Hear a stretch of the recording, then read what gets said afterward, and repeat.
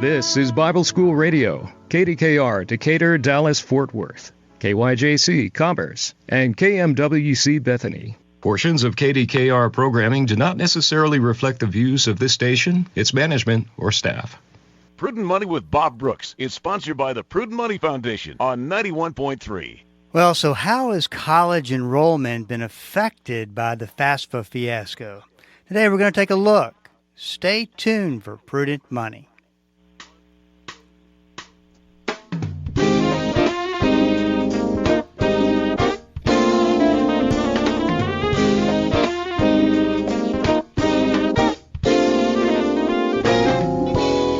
Good afternoon, this is Bob Brooks, and you are listening to the Prudent Money Radio Show. Thank you so much for joining me today. You know I do appreciate it.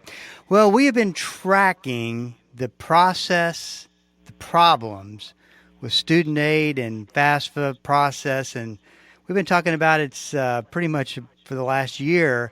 Today, college admissions expert John Hupalo is here to give us an update. John, always good to talk to you. How you doing today? John, are you with me? FAFSA form. But there we go. Thank you. Sorry about that. I didn't hear you. Okay, so how are you doing? Oh yeah, I'm doing great, Bob. Thank you. I hope you're enjoying the summer. Yes, it's so far so good. So let's talk a little bit about the FAFSA and where we are today. Kind of just for listeners who haven't really been keeping up with it, just give us a little bit of the Cliff Notes version of what the FAFSA is and what the problem is, and let's talk a little bit about that. Yeah, that's great, Bob.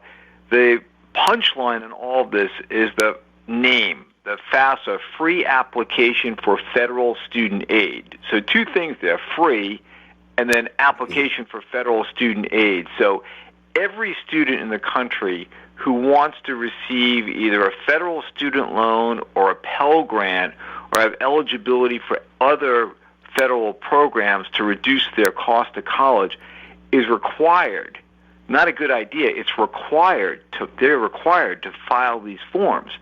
So this FAFSA form is a big deal because, again, in order for a student to be eligible for any federal student aid, and frankly for some other aid as well, states use the FAFSA information, colleges use the FAFSA information as the baseline for determining how much student aid need might be, how much each student might require some aid. So this is a big deal. And as you said, we started talking this about a year ago when it was pretty apparent that the new FAFSA Simplification Act, the idea that there was all this problem in the past, they want to try and make it easier for students to file these forms. They undertook this large rewrite of the entire system, and the fast forward is it was completely messed up. The form is supposed to be available on October 1st. Then they came in December and said, well, we're going to launch this soon with this thing they call the soft launch. And a long story short, the actual form was not ready without major errors until the middle of May. So these poor high school students, seniors, trying to understand how much aid they might be eligible for, were in the dark during that whole period. They were really frustrated. Their parents were frustrated because they tried to fill out the form. They tried to do what was right. They were doing what they were told they needed to do to get this federal aid, and the form simply was not ready for prime time. So it caused a lot of confusion for families, and we see the numbers and the impact that this has had on families, and the reduction in the amount of forms that have been filed is really significant. So it's a really sad story for students who were involved in this process. And as of this moment, I think the form is working the way they intended it to. But of course, we're in July. Students are well past the application process, and they're actually packing, getting ready to go to school. I never asked this question, but do wonder, what if you say it's required. What if a student says, I'm not going to fill it out. I'm not going to go through the process. Yeah, so there are actually two great questions there. One is, what happens if the student decides that? Well, that's simple. If the student doesn't file a form, then they're not eligible for any aid. So that's very simple. Then the other question, which is really interesting, is what happens if the student files the form, but their contributor, that means usually a parent or someone else who has to contribute financial information to determine how much aid that family is eligible for. And again, we've talked about this before. It's mostly how much income you have. Assets have a little to do with it, but it's mostly income. So what happens if the student says, you know what, I'm going to file this form, but my parent, my guardian, whoever is responsible for my financial well-being up to this point doesn't want to file? What happens? And in that case, what would happen is the student would be eligible for a federal student loan, but not for the other aid. So this is a very complicated thing on both sides, and there are protections in place to try and help the student who may not be getting support from their family. But again, you don't file the full form, you're not eligible for the full aid package. Let's talk a little bit about some data that I got out of an article. It says, for most college hopefuls, issues with the FAFSA forced a practical approach to this year's complicated admission season. One recent study found that 76% of students said the financial aid amount awarded to them and the overall financial aid process was the top driver in their choice about where to go to college. These high school seniors will all chose the best offer over the best school. What do you make of that? Any of that surprise you? What do you make of that? Well, it's the first piece of good news that I've heard from this perspective. I've been talking about this, and you and I have talked about this for years now, that families, students, should really look at this choice as their first large consumer purchase. They should look at the purchase of education just as they would to buy a car or a home or whatever. And too many times in the past, families will stretch way too far with too much loan debt, taking money out of their savings, their 401k plans, whatever it might be, to try to get the student to go to that, what they thought was the best school, a brand name school, whatever it might be. So if there's one positive takeaway maybe in this whole mess, is that families are looking at this like consumers. They're consumers of education, and they're saying, okay, what's the best deal that I might be able to get? I had actually a conversation with a young entrepreneur who just graduated from a school in Massachusetts who's starting a company for this very reason. When he started in school, his parents said to him, I want you to tell me what you think the best return on this investment. What are the pros and cons of these two schools that you're looking at? And that student said, I did the research, and I found out if I went to brand name school A, I'd have to borrow about $45,000 more than if I went to what was not considered to be a brand name school, but a great school. He graduated, has a great degree, and started a business to help other students understand that shopping like a consumer is a really good idea when you're thinking about going to college. Of course, you've been through this process with your two daughters. I'm in the midst of it, of the storm with my two boys. And fortunately, one of them's going to be graduating in 25. But, you know, it's made me appreciate why, what we've been talking about for years, but why it is so very important to be smart about this decision, because this is not cheap. It's not a cheap purchase.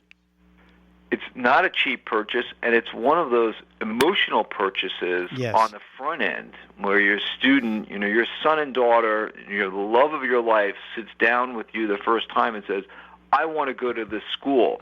And the parent's emotional reaction is not to be a consumer and do what that other student's parent said, tell me the cost benefit and what's the ROI. A lot of families look at that as almost a challenge and say, you know, my daughter wants to go to this great brand name school with all her best friends, and now it's kind of keeping up with the Joneses. You know, we'll do whatever we have to do to get her to go to that school to make it financially viable. But what they don't get, Bob, is what you just said.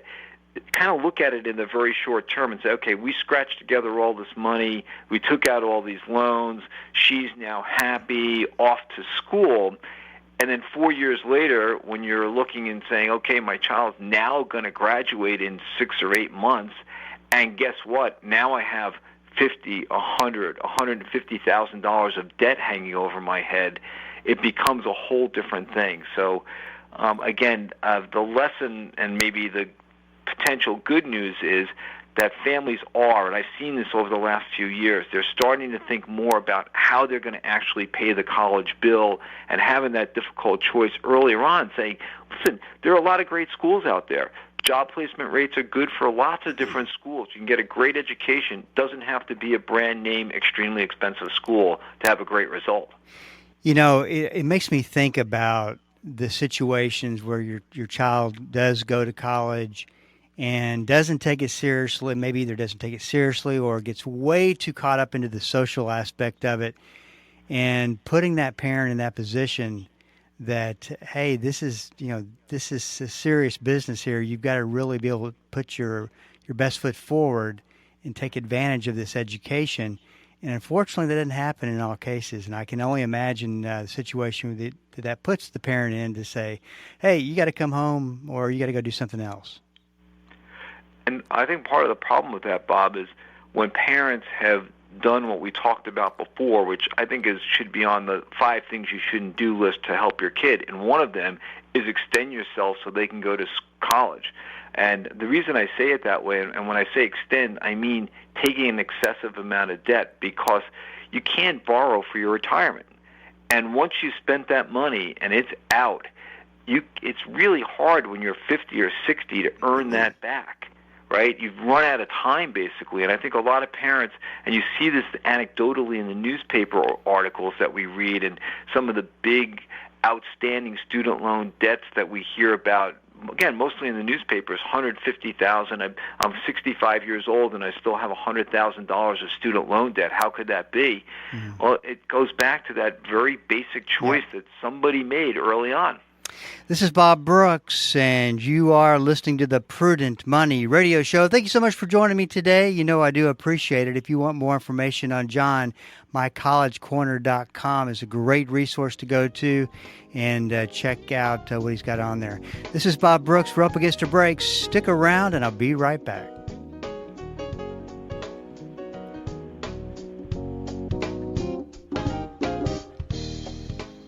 Hi, this is Bob Brooks, host of the Prudent Money Radio Show. Well, on Wednesday, July 24th at 12 noon, we're going to be giving a webinar and discussing everything you need to know about inflation. In this 40-minute webinar, you're going to learn how inflation works, how high prices could go, and will prices go back to where they were before inflation, plus a case for the fact that, hey, inflation may already be over with. Plus, what about mortgage rates and credit card rates? Where will they ultimately be?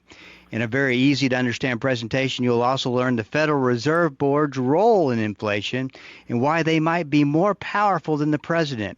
Finally, what will the ultimate effect be on your retirement and what might happen to bonds that no one's going to see coming? The webinar is on July 24th at 12 noon. To sign up, go to www.prudentmoney.com. and look for the webinar page. We are looking forward to seeing you there. Dr. Charles Stanley. God's justice is what people don't like.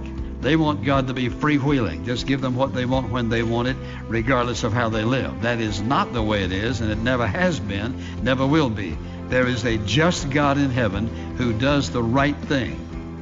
The teaching of Dr. Charles Stanley on In Touch, helping you grow in Christ every day. In Touch, weekdays at 12:30, here on KDKR. Most people would like to believe that we're all inherently good and that our problems are caused by our circumstances. But as we'll learn in the book of Romans, that isn't the case. Wednesday on The Verdict, we're exploring the origins of sin and the hope we have in Jesus Christ. I'm John Monroe. Join us Wednesday for The Verdict. The Verdict, weekday mornings at 10:30, here on Bible School Radio, KDKR. Welcome back. This is Bob Brooks, and you are listening to the Prudent Money Radio Show. Talking to John Hupalo today about the FASFA, kind of getting caught up on what's going on. You know, John, there was an interesting statistic has said, and maybe this, to me, it seems like it's good news because it means progress.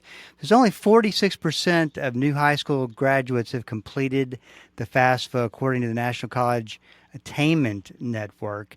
A year ago, actually, it's probably not good news. A year ago, that number was 53%.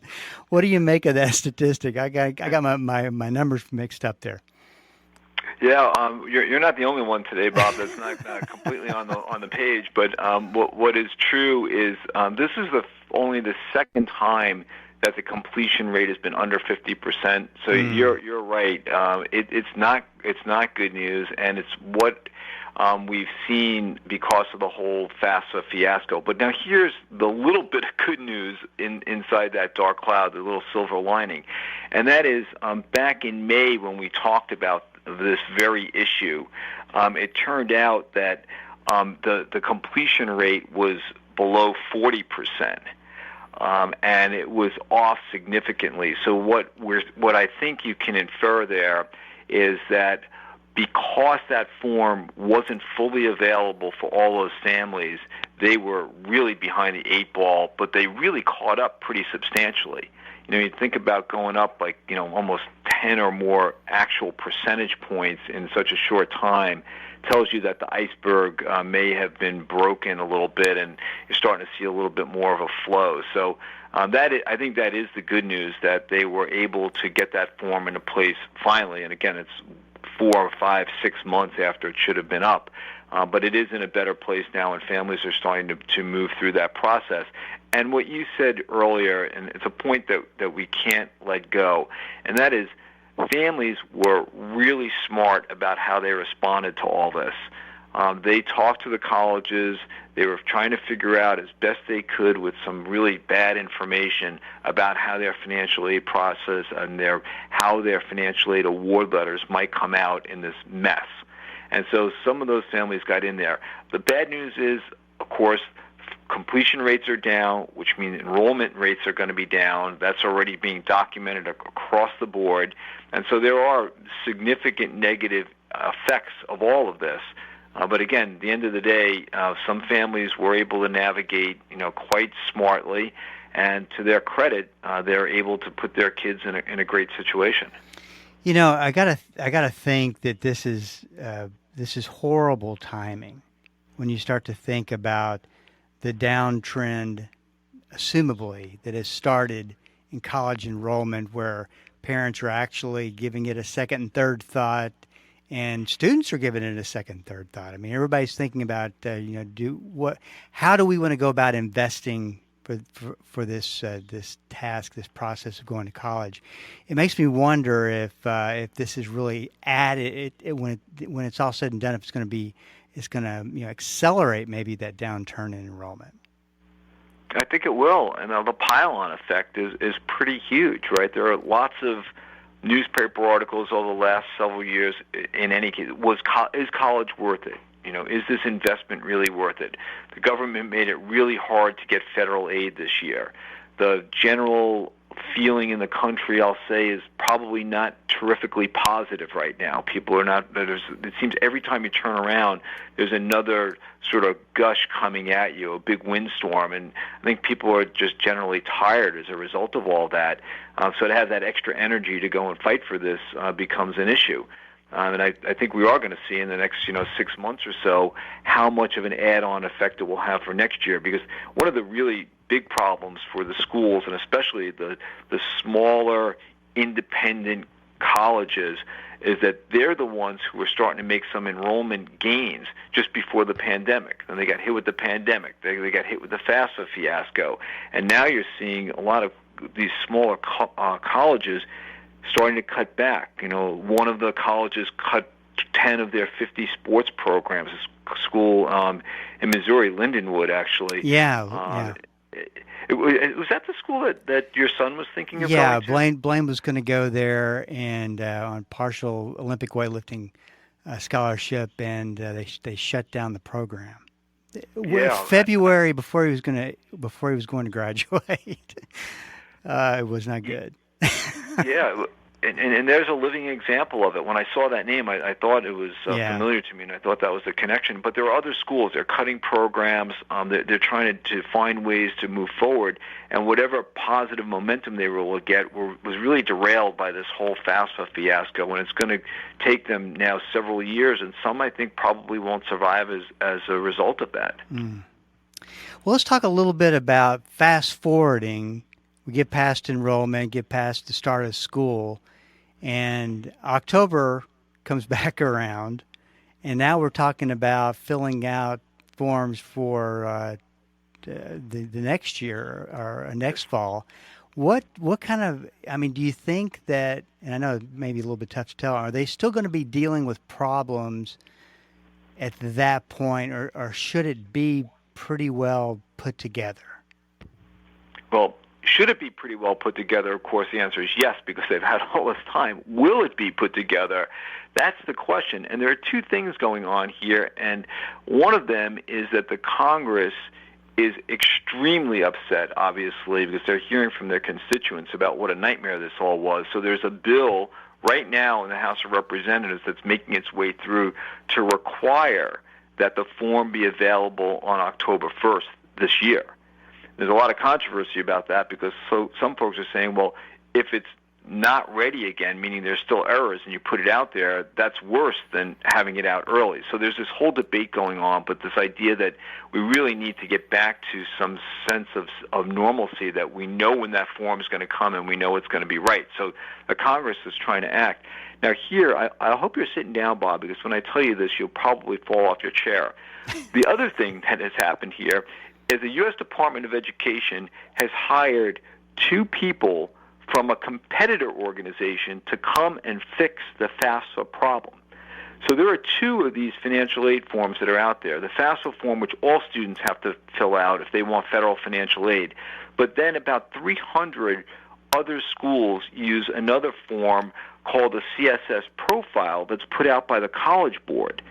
And the College Board folks who were in charge of that form are now at the United States Department of Education trying to fix the FAFSA form for October. And I'm thinking to myself, if I were in Texas, I might be saying something like, this is the fox in the hen house if I've ever seen one. But they're literally, the people who are responsible for the competitor's form are now responsible for the government's form. Okay. It's really crazy. Let me repeat that back. You have Company A, Company B, they're in competition with each other. And correct. Our Congress, was it Congress that was involved in this decision or not? No, I think it was the United States Department of Education. So they assigned... leader of that, he quit, and so they found replacements. So you can go on. You just can't make this up. You know what bugs me, I guess, is that the Congress, maybe a helping hand would have been great about 12 months ago. And now they're insisting on getting, if you think about it, take a step back. This is whether they've screwed it up or how they made some mistakes or didn't do it the right way or whatever it was, still probably you can appreciate what a big process it was. But to assign some troops or put the ultimatum down that, hey, you got to get done with this by October, that help was needed about 10, 12 months ago. That's right, or 24 months ago, because they originally, again, you're right, this was very complicated because they're talking about connecting to the Internal Revenue Service tax retrieval, so there's a lot of security involved with that. There was an awful lot of complexity to this, but again, they asked, the Federal Student Aid Office asked for an extension. They got the extension by about a year, and they still missed by about a year. And I'm with you. I think ultimately the most important mistake that the Department of Education made was a year ago just fessing up and saying, we're not going to be ready, and put some plan B in place where you use the old form for another year or whatever it was going to be. But to have put these families through this stress this last year, to me, was just a crime. Yeah, you know what's interesting, and I think I told you this, I found that the process was really pretty streamlined, pretty easy. I know it took maybe 15, 20 minutes max to get through it. I was surprised. And that's the promise. And so I think the goal was a great one. Yeah, let's simplify it. And your experience was what others more recently had. But if you tried that in January or February, that was really not yes, I didn't. Experience. I didn't try it in January or February. Once again, John's website is mycollegecorner.com.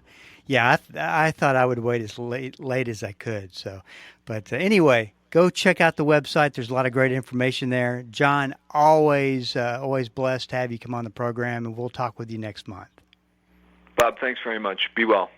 This is Bob Brooks, and you are listening to the Prudent Money Radio Show. Hey, make sure that you go to prudentmoney.com and sign up for the webinar we're going to be doing next Wednesday, July 24th at 12 noon. Everything you want to know about inflation, and we're going to cover it all. And I think this is such an important topic for you to understand so you can interpret what's to come. You can kind of plan for maybe what's to come and know a little bit, have a better idea of what's happening. So that's at prudentmoney.com. If you got a question for me, please go to the website at prudentmoney.com and send it in, because we are all out of time till we do meet again next time. Keep the faith and have a great rest of the day.